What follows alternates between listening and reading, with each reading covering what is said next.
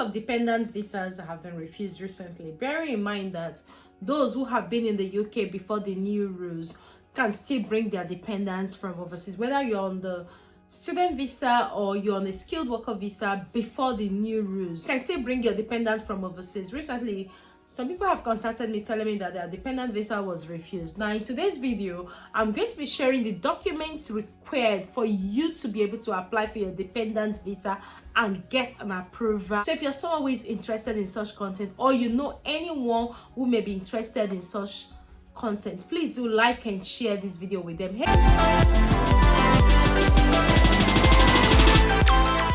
Hey guys, welcome back to my channel. My name is Fajira. If you're joining me for the very first time, I'm so happy to have you all in our beautiful family. For my returning subscribers, thank you for always coming back to watch my videos. I really do appreciate.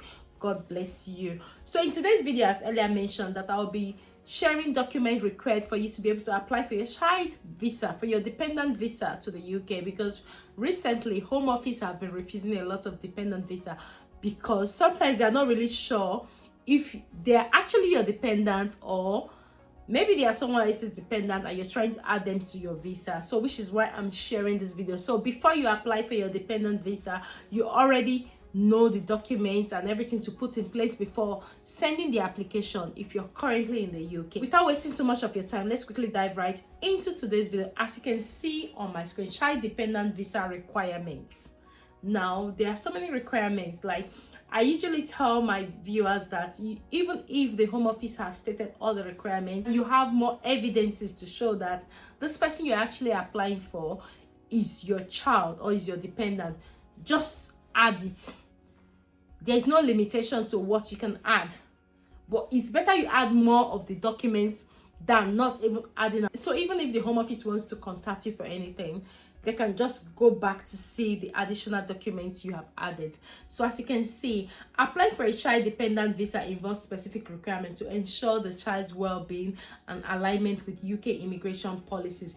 Here are the primary requirements for securing a child dependent visa. Remember that the child dependent visa is for those who are below 18 years.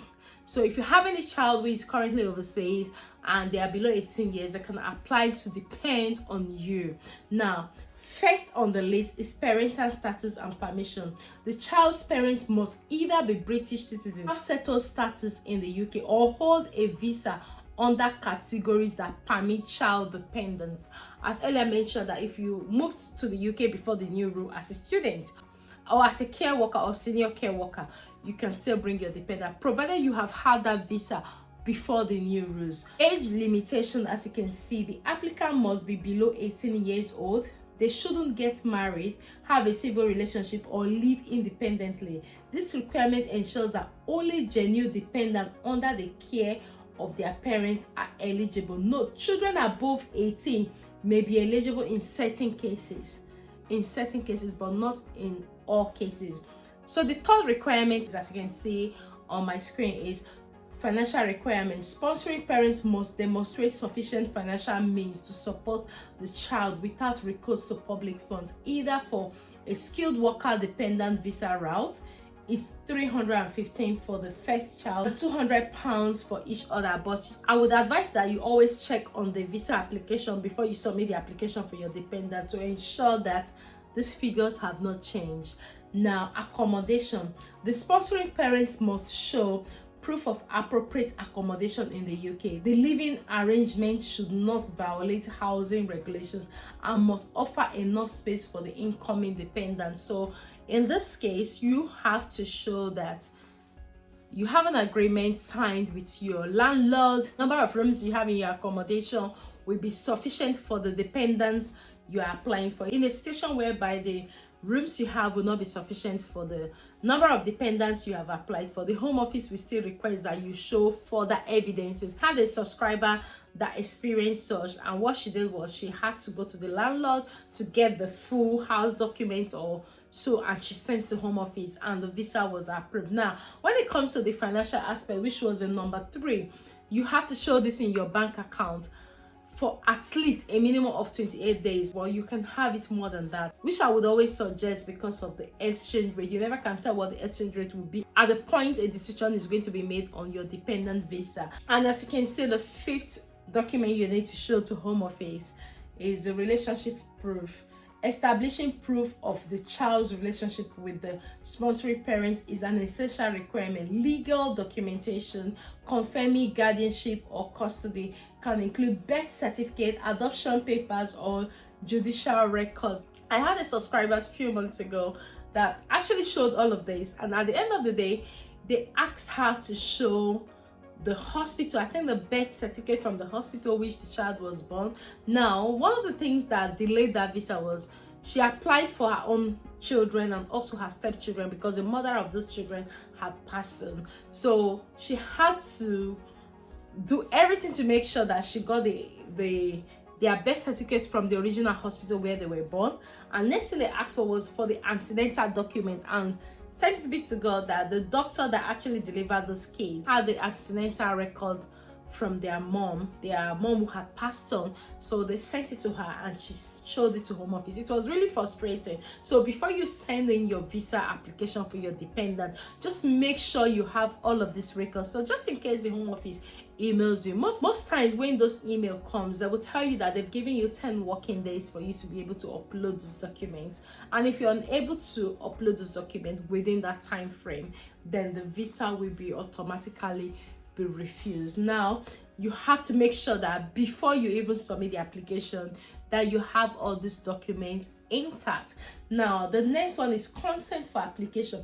If only one parent is in the UK, the non-residing parent, if applicable, needs to provide consent affirming the agreement for the child to move to the UK. So especially if you're separated, you need the consent of the father of the child to say, yes, I know that my child is moving with the mother or with the father to the UK. So you need to make sure that you provide all of these documents. Another thing you need to add, though it's not listed on this document, if you have pictures to show that this person is actually a child, and if you have any picture from when the child was younger to when the child is bigger, just make sure you add that to it. Now, just as you can see on my screen, required document for a child dependent visa in the UK. So these are for those who already have their children in the UK.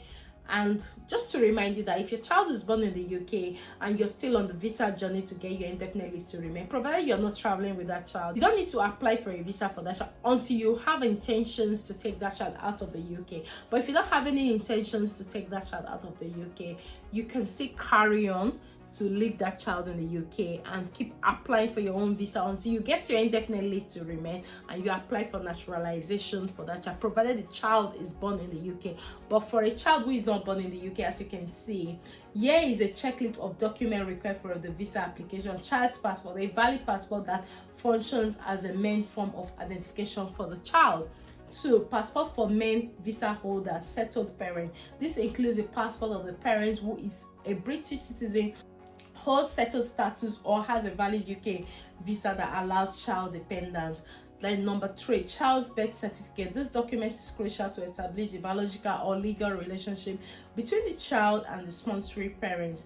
Then number 4, UK-based sponsors immigration status. Documentation such as a letter from the Home Office, proof of sole parental responsibilities, as you can see on the screen, if applicable, documents demonstrating that the UK-based parents have sole responsibility for the child are necessary. This could include court order or legal documents. Evidence of relationship with the child, depending on the case, additional evidence like photos, messages, emails, and other correspondence might be required to substantiate the relationship between the child and the sponsoring parents, which is why I earlier said that if you have photos of this child growing up with you, both of you together, you can also add, even if you're applying for a child who is overseas, evidence of sufficient support funds. Financial documents such as pay slips, bank statement, or P60 form are required to prove that the sponsoring parents can support the child without recourse to public funds.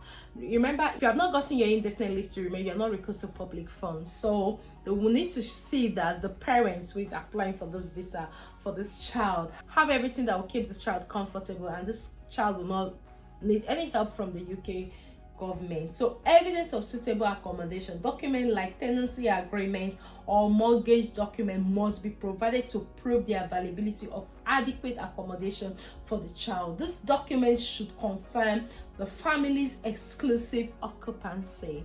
This was what I said. So if you're applying for a child who is currently overseas, you still need to show your tenancy agreement. And also if you're applying for a child who is in the UK, you also need to show that as well. So parents' date of birth and nationality if the application is being made from outside the UK.